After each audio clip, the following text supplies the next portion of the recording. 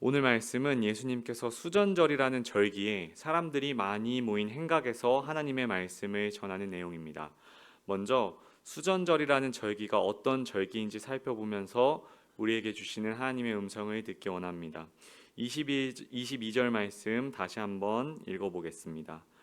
예루살렘의 수전절이 이르니 때는 겨울이라.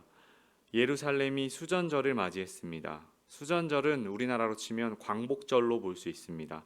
광복절에 우리나라 사람들은 일제로부터 대한민국이 독립한 것을 기념하고 기뻐합니다.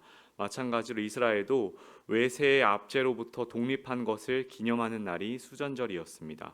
특히 이스라엘이 수전절을 더 소중히 여기고 기뻐했던 것은 이교도들에게 빼앗겼던 성전을 되찾고 예배를 회복한 날이었기 때문이었습니다. 이교도들은 이스라엘이 여호와 하나님에 대한 신앙이 강한 것을 알고 더 치욕스럽게 하기 위해서 여호와 하나님의 성전에서 이방신에게 제사를 드리고 하나님이 금지한 제물인 돼지를 제물로 드림으로써 이스라엘에게 모욕을 주었습니다.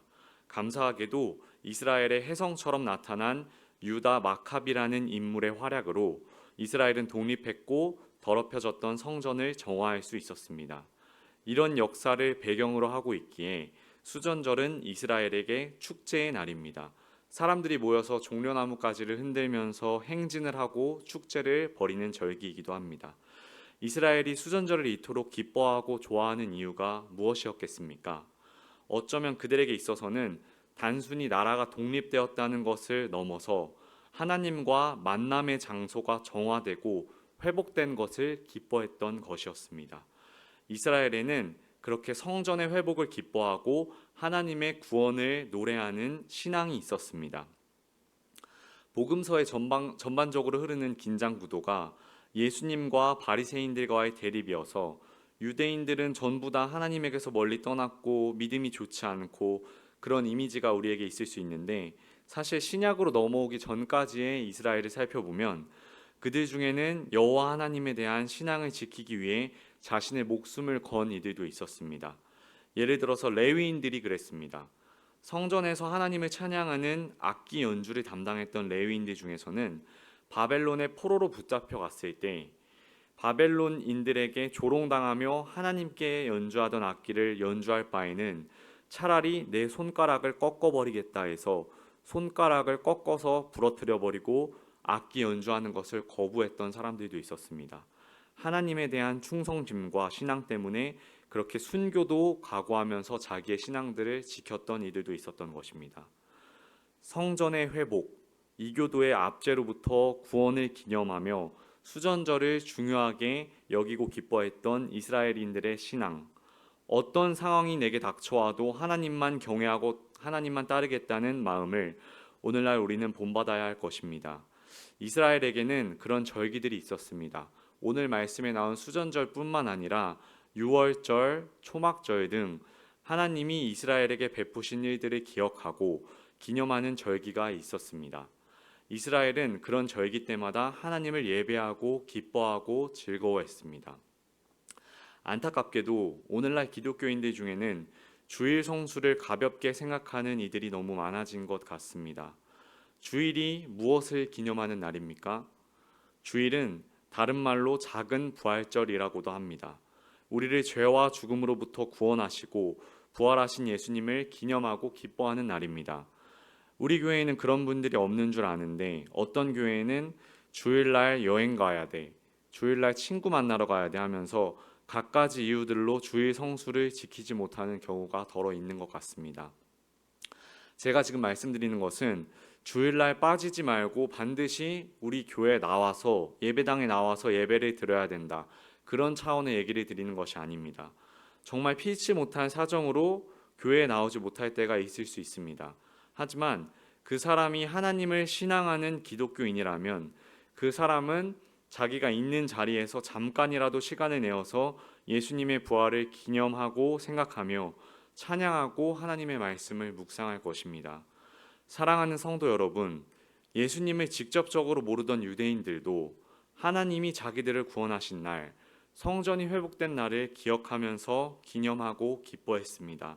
단체로 모여 춤을 추고 축제를 벌였습니다.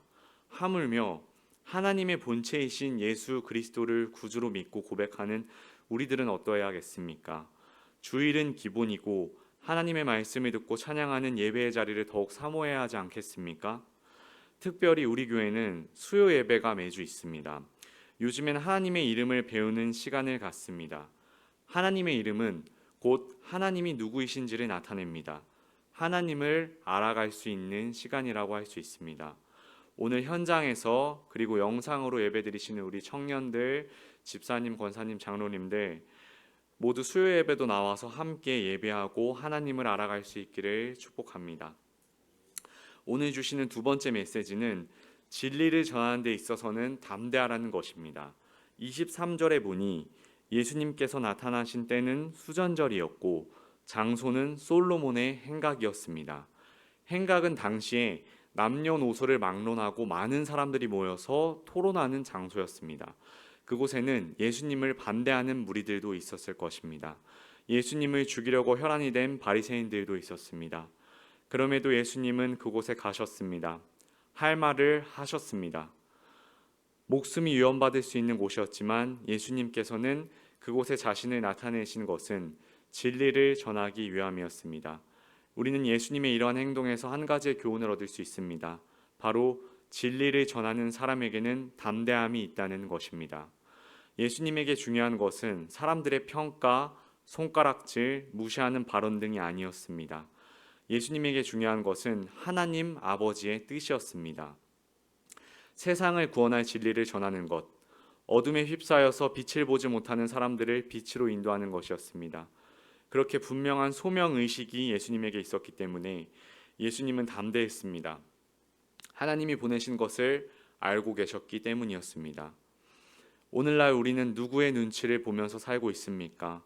사람들의 시선과 평가가 두려워서 하나님이 우리에게 주신 사명을 숨기고 소극적으로 살아가고 있지는 않습니까? 예수님께서는 말씀하셨습니다. 몸은 죽여도 영혼은 죽이지 못할 사람들을 두려워하지 말고 너희 몸뿐만 아니라 영혼을 능히 지옥에 던져 멸하실 수 있는 하나님을 두려워하라고 말입니다. 예수님이 두려워라고 하시는 것은 우리가 공포영화 볼 때처럼 두려워서 벌벌 떨라는 것이 아니라 하나님을 하나님으로 여기고 하나님을 존중하라는 말씀입니다. 하나님을 인정하라는 것입니다. 또 예수님께서는 말씀하셨습니다. 너희 빛이 사람 앞에 비추게 하여 그들로 너희 착한 행실을 보고 하나님 아버지께 영광을 돌리게 하라고 말씀하셨습니다. 사랑하는 성도 여러분, 예수님을 진짜 믿는 사람은 티가 납니다. 얼굴빛에서 말하는 내용에 있어서 하는 행동에 있어서 티가 납니다. 그리고 선한 행실로 사람들의 마음을 움직입니다. 왜냐하면 그 사람 안에 임마누엘이신 예수님이 함께 하시기 때문입니다. 사람 두려워하지 말고 하나님만 두려워하고 담대하게 살아가시기를 예수님의 이름으로 축복합니다. 오늘 이 자리에 계신 성도님들 그리고 영상으로 예배하시는 성도님들의 삶을 통해서 하나님께서 영광 받으실 것입니다.